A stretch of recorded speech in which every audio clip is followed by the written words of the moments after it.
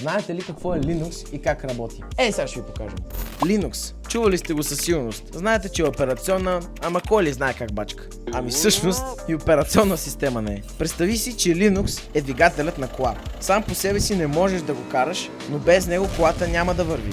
За да стане пълна операционна система, или така наречения, например, кола, му трябват карусерия и салон. Това е графичната среда, или Genome, KDE или XFCE. Как изглежда и как работиш с нея. Екстри инструменти, програми и настройки, за да върви работата. Когато всичко се сглоби и е готово за каране, получаваш дистрибуция Ubuntu, Mint и Fedora. Разликите между тях са като разликите между марки коли. Някои са по-нови и по-бързи, други по-надежни и стабилни. А най-големия плюс на Linux е свободата. Може да го ползваш безплатно, да го променяш, настройваш и контролираш напълно според нуждите си, без да зависиш от една компания, като при Windows или Mac OS. Пиши долу в коментарите, ако си ползвал Linux или още го ползваш.